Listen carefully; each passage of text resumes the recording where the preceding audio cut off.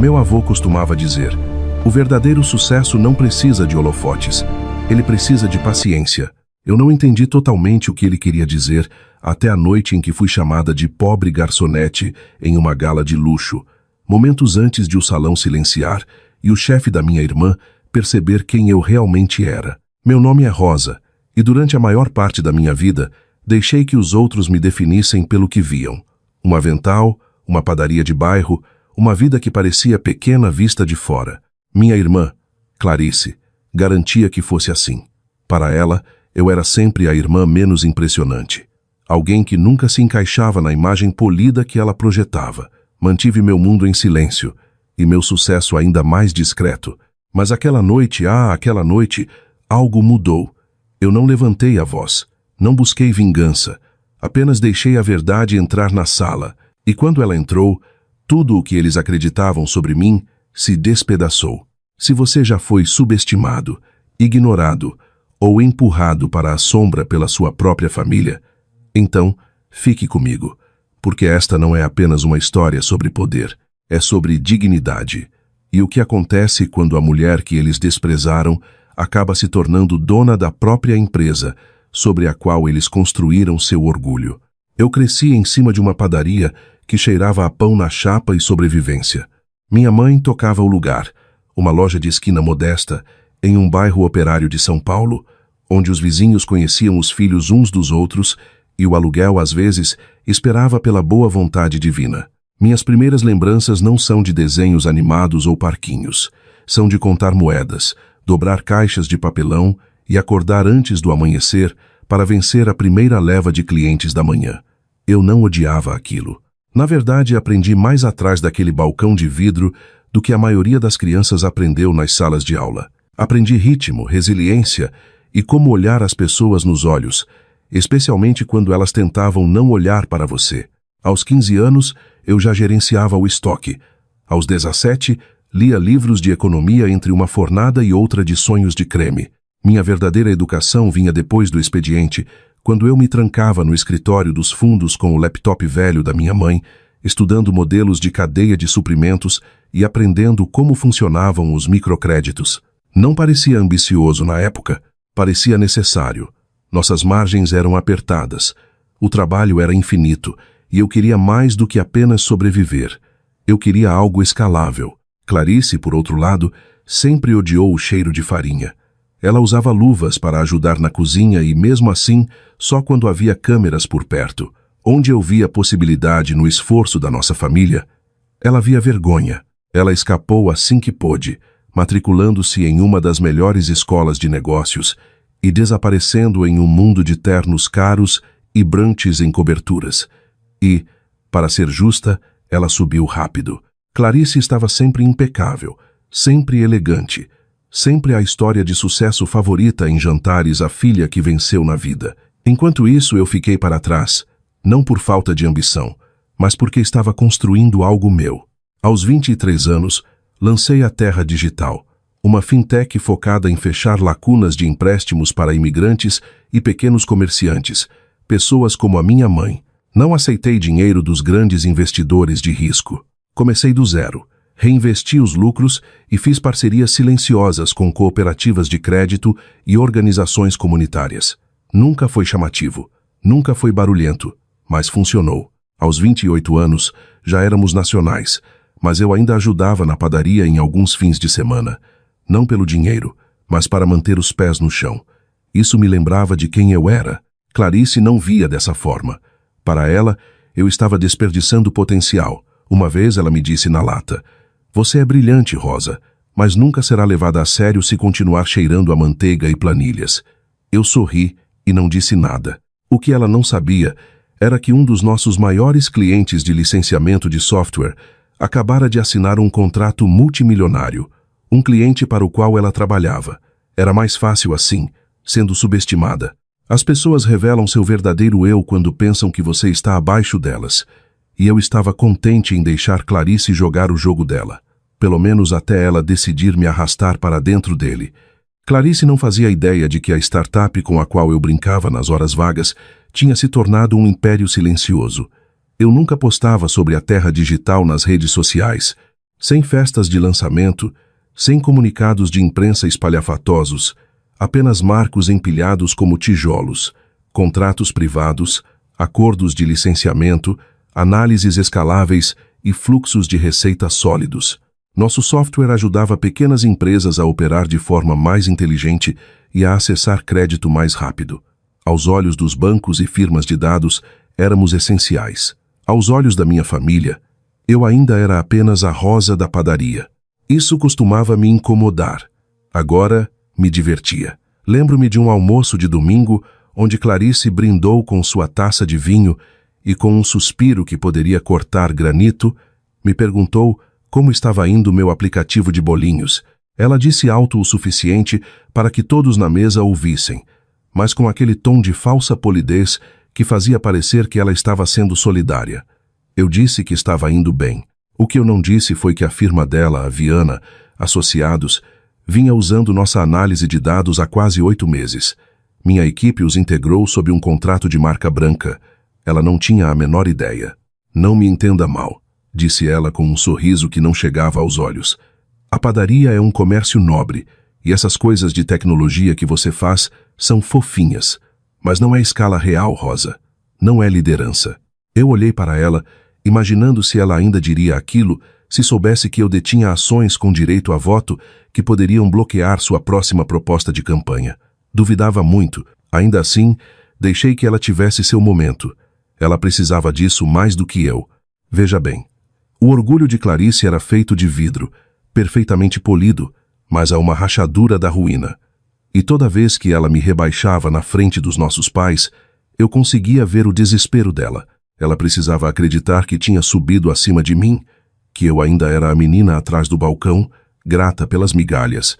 Mas eu tinha parado de interpretar esse papel há muito tempo. A verdade é que eu nunca quis o mundo da Clarice. Eu não precisava de cartões de visita com relevo dourado ou de ser chamada de diretora sênior em coquetéis. Eu queria impacto. Eu queria autonomia. E eu tinha os dois. Passava meus dias de semana finalizando uma fusão que mudaria o futuro do financiamento comunitário e meus fins de semana mergulhada em recibos de padaria, ajudando minha mãe na transição para pedidos digitais. Eu usava roupas de academia em reuniões de diretoria e sapatilhas em briefings financeiros. E não dava satisfação a ninguém. Esse é o segredo de construir silenciosamente. As pessoas assumem que você está parada até você se mover. E quando elas percebem, já é tarde demais para alcançar. Na semana antes de tudo mudar, recebi uma ligação do nosso conselho jurídico. A fase final das negociações estava próxima. Se tudo corresse bem, a Terra Digital adquiriria o controle acionário da Viana Associados. Sim, a prestigiada firma da Clarice. A ironia era quase poética. Eu poderia ter contado a ela, poderia ter enviado um acordo de confidencialidade de presente só para ver o queixo dela cair, mas não o fiz. Esperei, porque às vezes o silêncio corta mais fundo que o confronto. E porque eu sabia o que viria a seguir, o convite que colocaria tudo em movimento. Rosa, disse Clarice uma noite, enquanto tirávamos os pratos na casa dos nossos pais, tenho um favor para te pedir. Vou organizar uma gala formal no mês que vem. É pela minha promoção. Coisa grande. Muitos sócios. Você me ajudaria a coordenar a comida? Sei que você é boa com essas coisas de eventos. Ela não quis dizer isso como um elogio. Antes que eu pudesse responder, mamãe bateu palmas. É perfeito. A Rosa é incrível com logística. Vai ser impecável. Clarice me lançou um olhar que dizia, fique no seu lugar. E eu retribuí com um que dizia, com prazer. Claro, respondi. Ficarei feliz em ajudar. Saí daquele jantar carregando 2 coisas. Uma travessa de lasanha e o peso da condescendência da minha irmã. Clarice não tinha ideia de que acabara de me entregar o palco. Ela achava que estava me colocando no meu devido lugar, me jogando para o fundo da cena, como sempre, perto das bandejas e toalhas de mesa, não dos pódios ou do poder. Mas eu não tinha intenção de corrigi-la. Ainda não. Naquela noite, enquanto enxaguava a louça na pia da minha mãe, meu celular vibrou com um nome que me fez parar. Ricardo Viana, CEO da Viana Associados, o chefe da Clarice. Rosa, diz-a o e-mail. Fui informado de que você é a fundadora da Terra Digital. Adoraria nos encontrar. Estarei presente em nossa celebração interna no mês que vem. Se você estiver lá, talvez possamos conversar pessoalmente. Levei 1 minuto para processar a simetria deliciosa. Clarice, sem saber, me convidara para organizar o mesmo evento onde seu chefe esperava conhecer a mulher que estava prestes a assumir sua empresa. Olhei para a tela brilhante, depois para o meu reflexo na porta do micro-ondas. Meu cabelo estava preso, meu moletom manchado de farinha, e ali estava eu, sendo tratada não como a irmã de alguém, mas como alguém de relevância. Não respondi ao e-mail imediatamente. Não precisava. Em vez disso, servi-me de um copo de água, encostei no balcão e deixei a quietude se instalar. O tipo de quietude que vem logo antes da cortina subir. Nas semanas seguintes, Clarice me bombardeou com mensagens passivo-agressivas sobre fornecedores, opções de menu e horários de entrega. Certifique-se de que os canapés sejam sofisticados, escreveu ela. A última coisa que preciso é de algo que pareça caseiro demais, como a nossa infância, como eu. Mantive minhas respostas curtas, profissionais. Anotado, confirmado, tudo pronto. Enquanto isso, trabalhei com meu CFO e equipe jurídica para finalizar a aquisição. Silenciosamente, minuciosamente, com precisão. E com cada documento assinado, cada cláusula assegurada, a visão ficava mais clara. Isso não seria apenas uma fusão, seria um acerto de contas.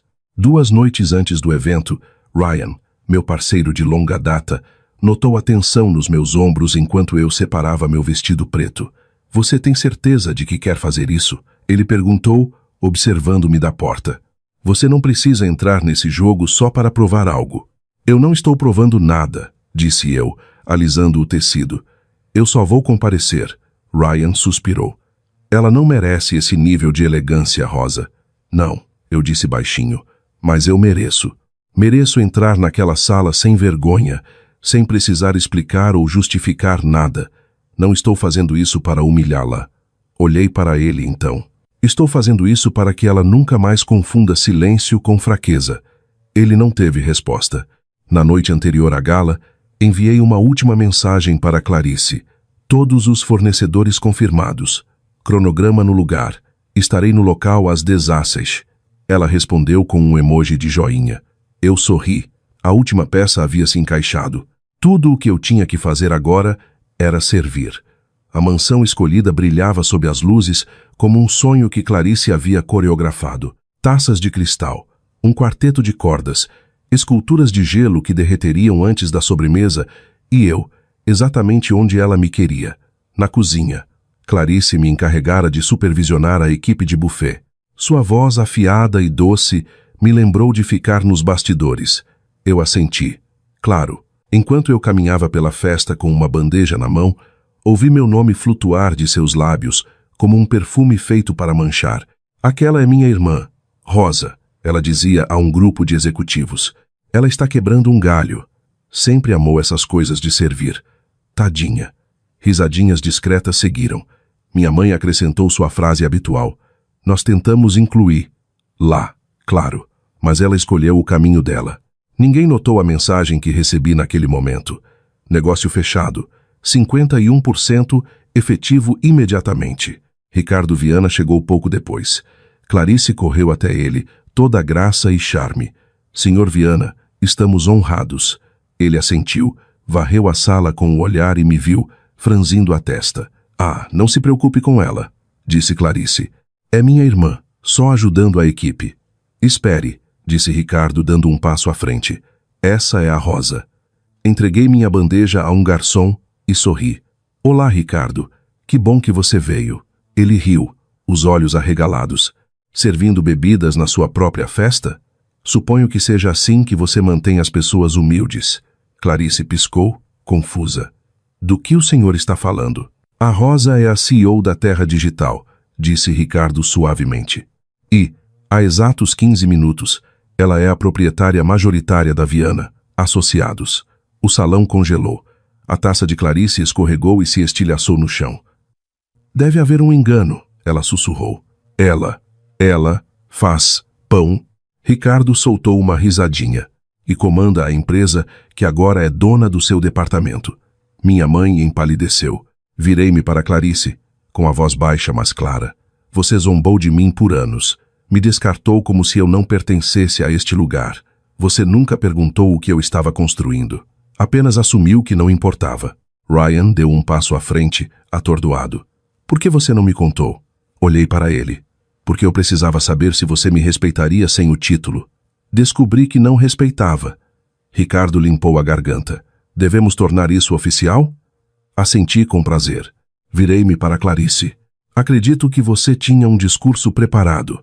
Ainda quer fazê-lo? Ela fugiu da sala.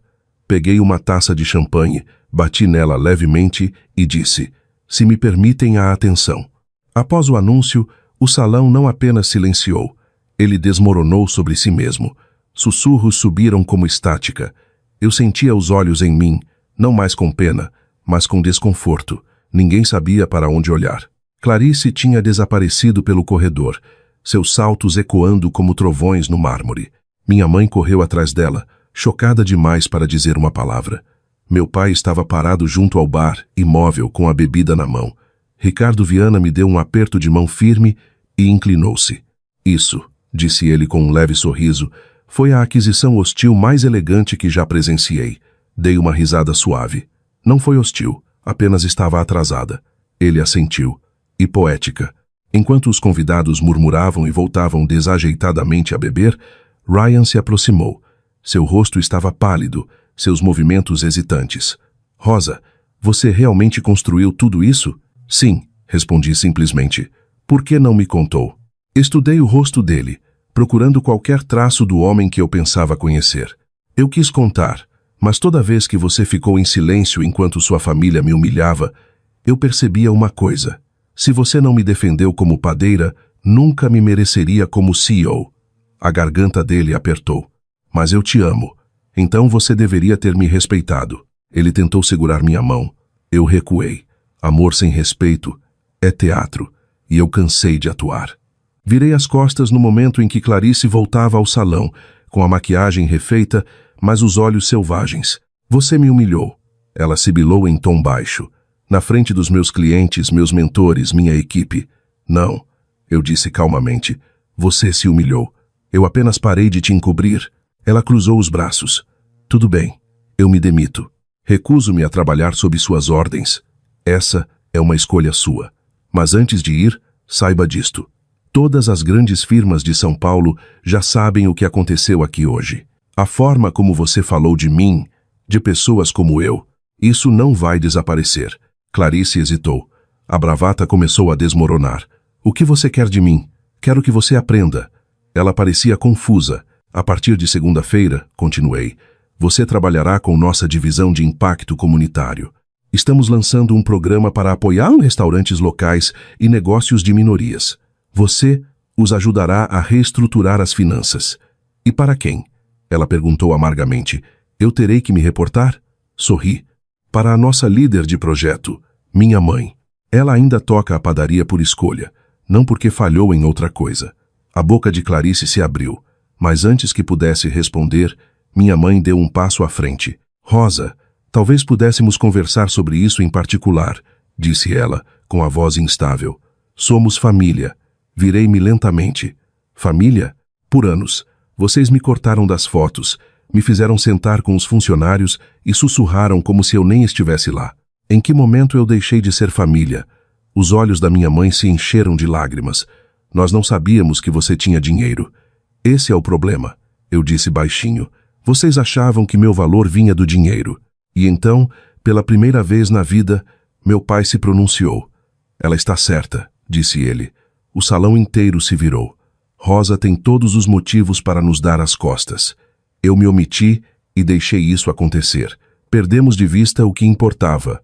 Foi o máximo que eu ouvi dizer de uma só vez. Ele caminhou até mim. Nós falhamos com você. Assenti, não por triunfo, mas por clareza. Eu sei. Então me virei para Clarice. Esteja na padaria na segunda de manhã. A mamãe não tolera atrasos. Quando os convidados terminaram de sair, a mansão parecia menos um triunfo e mais um museu após o fechamento. Bonito, mas vazio. Não esperei pela despedida de ninguém. Simplesmente saí. Lá fora, O ar da noite estava fresco. Meu celular vibrou quando entrei no carro. Era o meu pai. Passe na padaria. Sua mãe guardou um prato para você. Não hesitei. Estou a caminho. 20 minutos depois, entrei pela porta dos fundos da nossa padaria. As luzes estavam baixas, mas o cheiro de pão e canela ainda pairava como uma promessa. Minha mãe estava no balcão, ainda com os saltos da gala, mas com um avental desbotado amarrado na cintura. Você chegou cedo, disse ela gentilmente. Velhos hábitos. Peguei um pano e limpei o balcão da frente, como já fizera centenas de vezes. Meu pai veio do fundo com algumas esfirras. Sentamos, comemos e pela primeira vez em muito tempo houve silêncio. Não o tipo de silêncio que esconde a dor, mas o tipo que cura. Você ainda volta aqui? Minha mãe perguntou, surpresa. Sempre, respondi. Isso me lembra de quem eu sou. Ela me estudou. Eu te julguei mal. Não, eu disse suavemente. Você apenas acreditou no que era mais fácil de ver. Ela assentiu, com os olhos pesados. Você não está com raiva. Eu estava, admiti, mas a raiva é exaustiva. Prefiro construir. Conversamos sobre a Clarice, sobre a padaria e sobre o que aconteceria na segunda-feira, quando ela se apresentasse para um novo emprego sob a supervisão da nossa mãe. Ela vai aprender, disse mamãe. Ou não, respondi, mas de qualquer forma, ela terá que encarar a si mesma. Antes de sair, parei atrás do balcão mais uma vez, passando os dedos pelo caixa antigo. As pessoas me chamaram de fraca por ser silenciosa, de invisível por ser gentil. Mas o silêncio não é fraqueza, é saber quando falar para que ninguém esqueça o que você disse. Eu nunca quis vingança, apenas clareza, e naquela noite eu a tive. Se você já foi subestimado ou deixado de lado, continue construindo, continue aparecendo, deixe que falem, deixe que duvidem, porque um dia, quando o barulho diminuir, tudo o que restará de pé será a verdade. E você, gostou dessa história de superação? Às vezes o maior poder é aquele que cultivamos em silêncio.